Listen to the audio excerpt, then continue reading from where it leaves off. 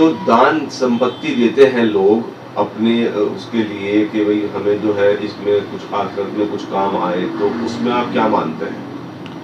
देखो, पहली बात ये है कि जो दान दिया जाता है, चाहे वो ज़मीनी दान हो, चाहे वो किसी को मकान दान किया हो, चाहे किसी को वो मदरसे की ज़मीन या मस्जिद की ज़मीन के लिए दान किया हो कि भाई मैं ये ज़मीन दे रहा हूँ और इसमें मस्जिद बनेगी, मेरे जो लोग हैं जो जिनके वफ़ात इंतकाल हो चुका उन लोगों को इसाले सवाब पहुँचे, तो उसके लिए दान किया जाता है।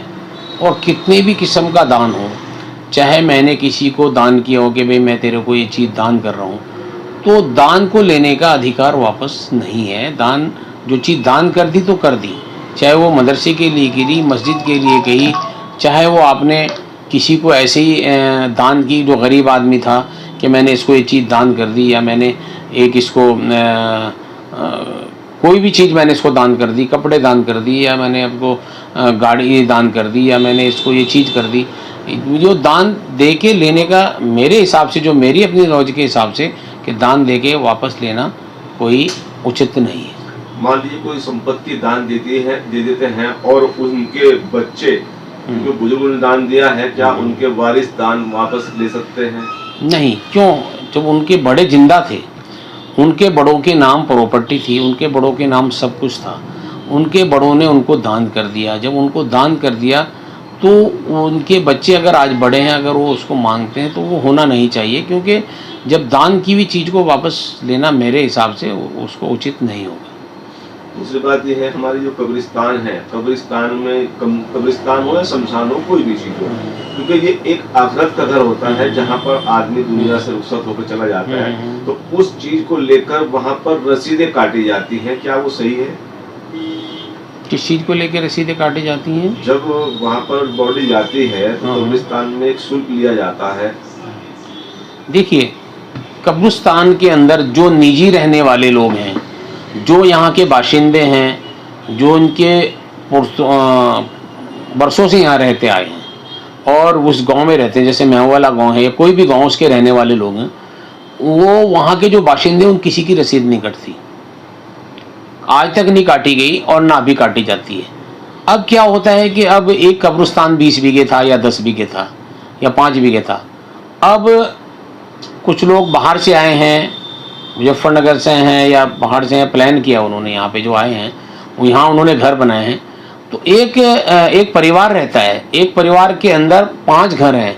अब उस परिवार के अंदर बच्चा पैदा हुए तो परिवार बढ़ेगा, तो इसीलिए जो लोग यहाँ पे आए हैं बाहर से, जो भी लोग यहाँ आए वो लोग हमारे ही हैं, ऐसा नहीं है, वो लोग यहाँ बसे हैं, चाहे वो हिंदू हैं, मुस्लिम, सिख, जो भी हैं, चाहे वो शमशान घाट से ताल्लुक़ रखते हैं, चाहे कब्रिस्तान से मुस्लिम ताल्लुक़ रखता है, तो वो लोग यहाँ बसे हैं, तो उनको शुल्क नहीं है, बल्कि ये है कि भाई जब उन लोगों ने यहाँ पे आके मकान बनाया है वो अच्छी बात है, लेकिन जब कब्रिस्तान हमारा अब उसकी बसासत के हिसाब से, पुरानी बसासत के हिसाब से सही है, लेकिन आज की बसासत के हिसाब से हमें जगह ज़्यादा चाहिए, तो भाई उस पैसे को इकट्ठा करके हम उसमें और ज़मीन मिलाई जाए और उसको बढ़ाया जाए। वो किसी की निजी संपत्ति नहीं है, वो एक ये है कि भाई वहाँ पे जब उसको मिलाएंगे, उसको जगह को बड़ा करेंगे, तभी तो दफना पाएंगे, क्योंकि जो लोग आएंगे बाहर से। लेकिन जमीन जो है जब कब्रिस्तान की और शमशान की जमीन सरकार देती है और बाउंड्री वाल भी करती है, पैसा योजना में आता है, तो जो दान मैं कह रहा हूँ कि जो कब्रिस्तान में लोग रसीदें काटते हैं, तो उसमें अपनी इच्छा से कुछ भी दे सकता है इंसान, या उसमें नहीं, परमानेंट शुल्क कुछ नहीं। एक्चुअली क्या है कि जो लोग, मैंने अभी कहा आपसे कि जो लोग बाहर से आए हैं वो यहाँ बसे हैं, तो बसासत बढ़ी है। भाई आज मेरा गांव यहाँ था, आज मेरा हरबज वाले तक गांव बस गया, आज मेरा सोला पट्टी तक गांव बस गया, तो बसासत बढ़ी ना। जब बसासत बढ़ी तो उसके लिए जगह चाहिएगी ना। जब हमें मकान रहने के लिए चाहिए तो कब्रिस्तान के लिए भी चाहिए, फिर शमशान घाट के लिए भी चाहिए, तो हमें जगह तो बढ़ानी है ना उसके लिए जब जगह बढ़ानी है, गवर्नमेंट ने तो जो जगह, जो चाहे वो ग्राम समाज था या वो वैसा था या किसी की निजी संपत्ति, उन्होंने भी दान की हुई भी हैं, कुछ कब्रिस्तानों में दान की हुई हैं, खरीद के डाली हुई हैं कि भाई मैंने इतने पैसे दी, तो वो चीज़ ठीक है। लेकिन जो जगह को और बढ़ाना है और जगह जो खरीदनी है तो उसके लिए ये है कि भाई जिस हिसाब से जिसने मकान बनाया उसको खुद चाहिए कि भाई मैंने 1 करोड़ का प्लॉट लिया, 1 करोड़ का मकान, उसको खुद चाहिए कि मैं क्या दे सकता हूँ। और जो लोग यहाँ पे किराए पे रह रहे हैं, जो ऐसे रह रहे हैं, उनसे कोई नहीं लिया जाता, किसी से कोई नहीं लिया जाता, शुल्क कोई नहीं लिया जाता। और अभी तक तो हमारे यहाँ शुल्क लिया भी नहीं जाता। मतलब कहने का मतलब ये है कि वो शुल्क नहीं हुआ, वो तो ये है कि वो पैसे को इकट्ठा करके सरकार ने तो हमारी बाउंड्री बनवा दी, ये कर दिया, वो कर दिया, लेकिन और खर्चे हैं। हमारे रोड डालने हैं, उसकी देख रखाई है, उसकी साफ़ सफाई है, उसकी सारी चीज़ें, उसमें पौधे वगैरह जो भी, उसकी साफ़ सफाई, उसके अलावा वो भी चलो ग्रामीण से हो जाता है। लेकिन कहने का मतलब जो अगर हमने और संपत्ति खरीदनी है तो उस पैसों को हम उधर इस्तेमाल कर सकते हैं। वो लेकिन ज़बरदस्ती नहीं है किसी से। वो ये है कि भाई अगर वो देने की स्थिति में नहीं है, वो गरीब आदमी है, वो वैसे ही किराए पे रह रहा है या उसने छोटा सा मकान बना के अपना रह रहा है, मान लिया उसने 2-4 बीघे ज़मीन लेके ऐसे ही अपना मकान गुजर बसर कर रहा है और देने की स्थिति में नहीं है, तो उससे नहीं लिया जाए, मेरा मानना ये है। और जो सक्षम लोग हैं उन्हें खुद देना चाहिए, क्योंकि जब वो नहीं देंगे, अब मान ली एक समुद्र होता है, समुद्र के अंदर पानी जाएगा, कतरा कतरा समुद्र बनता है, अगर उसके अंदर जाएगा नहीं तो वो तो सूख जाएगा। तो इसलिए कुछ उसको हरा भरा करने के लिए वो एक शुल्क नहीं, उसको अगर मैं सक्षम हूँ, मेरे को अल्लाह ताला ने इस लायक किया है कि मैं कब्रिस्तान में, मदरसे में, मस्जिद में, गुरुद्वारे में, तो मुझे देना चाहिए।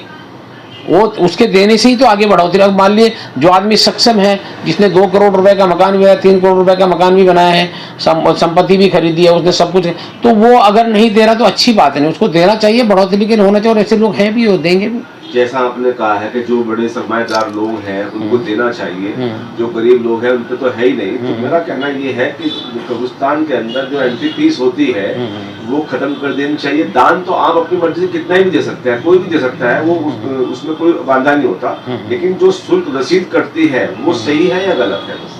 ये रसीद तो हमारे यहाँ भी नहीं कटती है। अभी रसीद कब्रिस्तान में जो है ना, देखो हर गाँव का अपना वो है कि मैं अपने गांव को किस तरीके से संवार सकता हूं, किस तरीके से मुझे अच्छा लगेगा। लेकिन मेरा फिर भी मानना यही है कि ज़बरदस्ती किसी पे नहीं होनी चाहिए। मैं उसके खिलाफ़ हूं ज़बरदस्ती के। और सबसे बड़ी चीज़ ये है कि अगर वो शुल्क नहीं दे रहा है तो उसका जनाजा रोकने का भी अधिकार नहीं है। उसको जनाजा क्यों रोका जाए? उसके घर में 4 मेहमान आए हैं उस दिन के, बाहर के मेहमान आए हैं, आपने कहा भी पहले रसीद कटो और रसीद, और उसको उस समय जलील कर, अच्छी बात नहीं है। ये सारी चीज़ें नहीं होनी चाहिए। और जो लोग सक्षम है उन्हें खुद आगे आना चाहिए। क्योंकि देखा जाता है बहुत सारे लोग तो बेचारे कर्ज में रहते हैं और मरने के बाद भी जब उसकी एंट्री का नंबर आता है तो उसके घर वाले या और लोग कर्ज लेके जाते हैं। नहीं लिया जाना चाहिए, उससे नहीं लेना चाहिए। मैं उसके खिलाफ हूँ, उससे नहीं लेना चाहिए। एक आदमी को हम मदद कर रहे हैं, गरीब आदमी है, कल को उसका इंतकाल हो जाता है, भले उसके पास अपना रहने का घर, वो देने की स्थिति में, अपने बच्चे पालने की स्थिति में, उससे हम क्यों लें? और जो लोग उसको ले रहे हैं मैं उनके खिलाफ हूँ, मैं सख्त मजम्मत करता हूँ।